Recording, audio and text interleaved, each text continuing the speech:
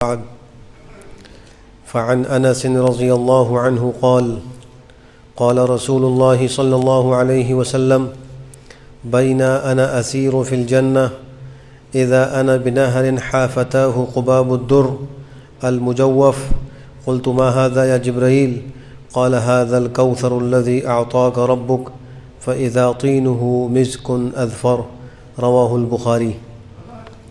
حضرت انس رضی اللہ تعالی عنہ سے روایت ہے، کہتے ہیں کہ رسول اللہ صلی اللہ علیہ وسلم نے فرمایا، اس اثناء میں کہ میں جنت میں چلا جا رہا تھا، میرا گزر ایک عجیب و غریب نہر پر ہوا، اس کے دونوں جانب در مجوف سے یعنی کھوکھلے موتیوں سے تیار کیے ہوئے قبے تھے۔ میں نے جبرائیل سے پوچھا یہ کیا ہے؟ جبرائیل نے بتلایا کہ یہ وہ کوثر ہے جو آپ کے رب نے آپ کو عطا فرمائی ہے۔ میں نے دیکھا کہ اس کی مٹی جو اس کی تہ میں تھی وہ نہایت مہکنے والے مشک کی طرح خوشبودار تھی۔ سرکار دو عالم صلی اللہ علیہ وسلم نے قیامت کی جن چیزوں کو نام کے ساتھ ذکر فرمایا اس میں مشہور 3 چیزیں ہیں۔ ایک کوثر ہے، یہ قیامت میں بندوں کے سامنے یہ نہر آئے گی اور اس کو حوض کوثر بھی کہا جاتا ہے۔ علماء فرماتے ہیں کہ یہ جو کوثر کی نہر ہے، ادھر حقیقت اس کا مرکز وہ جنت کے اندر ہے اور وہاں سے مختلف نہریں پوری جنت کے اندر پھیلی ہوئی ہیں، اور جو اہل جنت کو پانی ملے گا وہ اسی نہر کا ملے گا، اور اس سے کچھ نہریں وہ جنت کے باہر محشر میں جہاں لوگ جمع ہوں گے وہاں پہ ایک حوض بنایا گیا ہے، اس کے اندر بھی نہر آ رہی ہے، اور وہی پانی نہر کوثر کا اس حوض میں بھی ہے۔ اس حوض کو حوض کوثر کہتے ہیں۔ جب حشر کے میدان میں اولین و آخرین سب جمع ہوں گے تو سرکار دو عالم صلی اللہ علیہ وسلم اس حوض پر پہلے سے تشریف فرما ہوں گے اور اپنے امتیوں کو وہ اس حوض سے جام بھر بھر کر پلائیں گے۔ تو ایک تو آخرت کی چیزوں میں کوثر کا نام لے کر آپ نے ذکر فرمایا۔ دوسری چیز جس کو آپ نے نام لے کر ذکر فرمایا وہ صراط ہے، جس کو ہم اردو میں کہتے ہیں پل صراط۔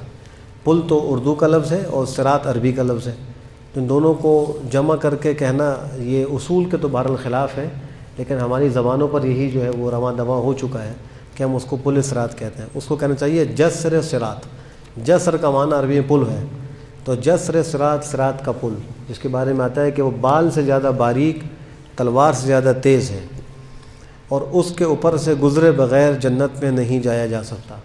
جہنم کی پشت پر وہ قائم کیا گیا ہے، اور لوگ اس کے اوپر سے گزر کر جائیں گے تو آگے جہاں اس کی انتہا ہے وہ جنت وہاں ہوگی، اور بہت سے لوگ ہوں گے جو وہاں سے کٹ کر نیچے گریں گے۔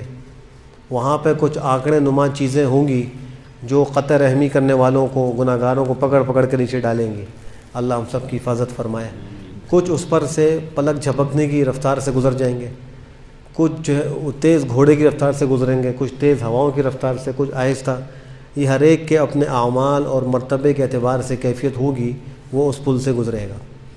تو دوسری چیز آپ نے صراط کا نام لے کے ذکر فرمایا، اور تیسری چیز ہے جس کو آپ نے نام لے کے ذکر فرمایا وہ میزان ہے، ترازو، جس میں لوگوں کے اعمال کا وزن کیا جائے گا۔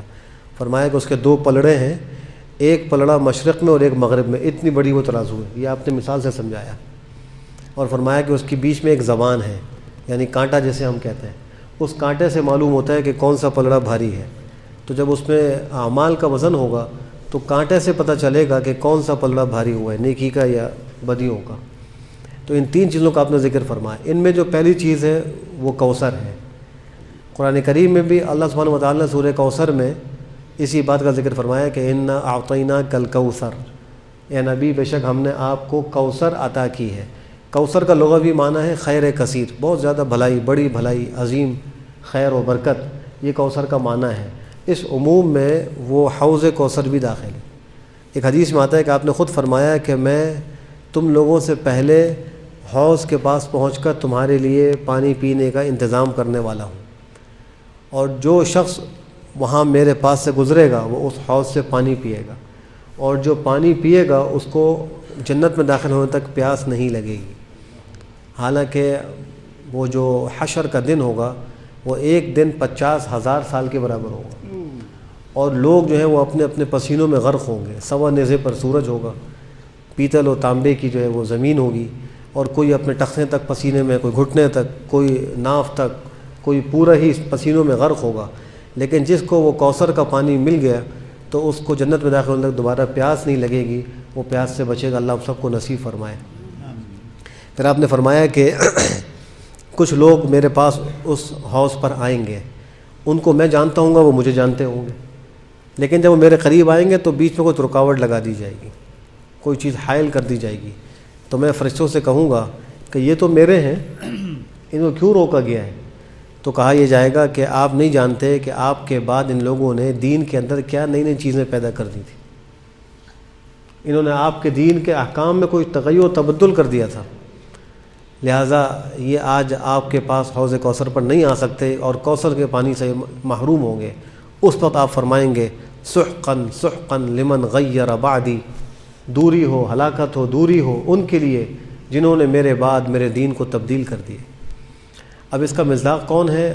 علماء نے اس کی تو تعین یقین طور پر نہیں کی، اس لیے کہ حدیث میں نہیں ہے تو کرنا مشکل ہے۔ البتہ اتنی بات ضرور اس سے سمجھ آئی کہ اگر ہم چاہیں کہ ہم حوض کوثر سے سیراب ہوں اور آپ کے ہاتھ مبارک سے جام کوثر پئیں تو ہمیں اس کے لیے شریعت اور اس دین پر عمل کرنا ہو بغیر کسی تغیر و تبدیلی کے۔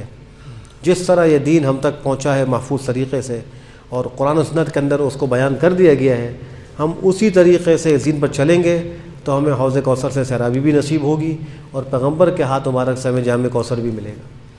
تو ابھی جو 3 چیزیں تھیں ان میں 2 چیزوں کا مزید ذکر آیا، ایک میزان عمل، ایک صراط۔ ایک دفعہ صدیقہ عائشہ نے آپ سے عرض کیا کہ اللہ کے نبی صلی اللہ علیہ وسلم، ہم آپ کی ازواج ہیں، آپ کی اہلیہ ہیں، آپ اس دنیا میں ہمارا بڑا خیال رکھتے ہیں کہ آخرت میں آپ ہمیں جانیں گے، ہمیں پہچانیں گے کہ ہمارا بھی کوئی آپ سفارش کر لیں، ہمارا بھی کوئی جو ہے وہ کام بن جائے۔ آپ نے فرمایا کہ 3 مقامات ایسے ہیں جہاں کوئی کسی کو نہیں پہچانے گا، باقی تو میں جانوں گا لیکن 3 مقامات پر کوئی کسی کو نہیں پہچانے گا، دیکھو اپنی فکر لگی ہوگی۔ نمبر 1، جس وقت نامہ اعمال تقسیم ہوں گے، وہ ایسے بکھیرے جائیں گے، ہوا میں اڑتے ہوئے ہر ایک کے ہاتھ میں وہ آئیں گے۔ سورہ حاقم اللہ فرماتے فَأَمَّا مَنْ أُوتِيَ كِتَابَهُ بِيَمِينِهِ فَيَقُولُ هَاؤُمُ اقْرَءُوا كِتَابِيَهْ إِنِّي ظَنَنْتُ أَنِّي مُلَاقٍ حِسَابِيَهْ فَهُوَ فِي عِيشَةٍ رَاضِيَةٍ فِي جَنَّةٍ عَالِيَةٍ قُطُوفُهَا دَانِيَةٌ كُلُوا وَاشْرَبُوا هَنِيئًا بِمَا أَسْلَفْتُمْ فِي الْأَيَّامِ الْخَالِيَةِ۔ وہ تو بڑا خوش ہوگا، آؤ آؤ پڑھو میرا نامہ اعمال، وہ چیخے گا، چلائے گا، آؤ جلدی آؤ، اقرؤوا کتابیہ، میرا نامہ اعمال پڑھو۔ انی ظننت انی ملاق حسابیہ، مجھے یقین تھا کہ ایک دن ضرور حساب ہونے والا ہے، میری ملاقات حساب کتاب سے ہونی ہے، تو اس کے لیے میں تیاری کی تھی۔ اللہ فرمائیں گے آج کھاؤ پیو، تم نے جو دنیا کے اندر گزرے ہوئے دنوں میں محنت کی، آج تم اس کا نتیجہ پاؤ، کھاؤ اور پیو۔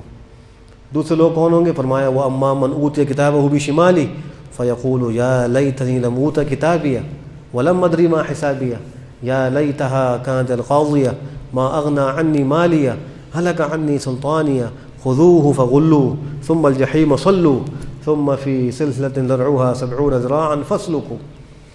ان کے بارے میں کہا کہ ان کو پکڑو، زنجیریں پہناؤ، اوندھے منہ جہنم میں ڈالو۔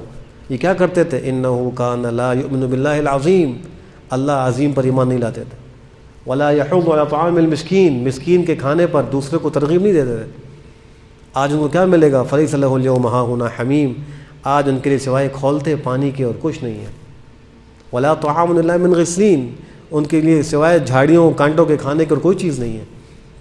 تو ایک وقت تو یہ ہوگا کہ اس میں آپ نے فرمایا کوئی کسی کو نہیں جانے گا، ایک کو فکر ہوگی کہ میرا نامہ عمل میرے کس ہاتھ میں دیا جاتا ہے، سیدھے ہاتھ میں یا الٹے ہاتھ میں۔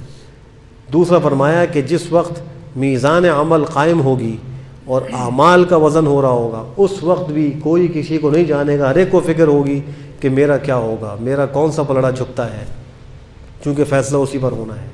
اور فرمایا تیسری چیز جہاں کوئی کسی کو نہیں جانے گا وہ یہ صراط ہے، جب اس پر سے گزرنا ہوگا تو کوئی کسی کو نہیں جانے گا۔ آپ نے فرمایا دیکھو عمل اپنا کر کے آنا، تیاری کر کے آنا، ان 3 مقامات پر کوئی کسی کو نہیں پہچانے گا۔ جب سرکار دو عالم اپنی محبوب زوجہ کو یہ کہہ رہے ہیں تو ہم کس امید پر بیٹھے ہیں، ہم کیسے بے فکر و غافل بیٹھے ہیں؟ اسے ضرورت اس بات کی ہے کہ ہم آخرت کے احوال کو سنیں، پڑھیں اور اس کے مطابق پر زندگی کو بنائیں، اس کی تیاری کریں۔ اللہ ہم سب کو عمل کی توفیق نصیب فرمائے۔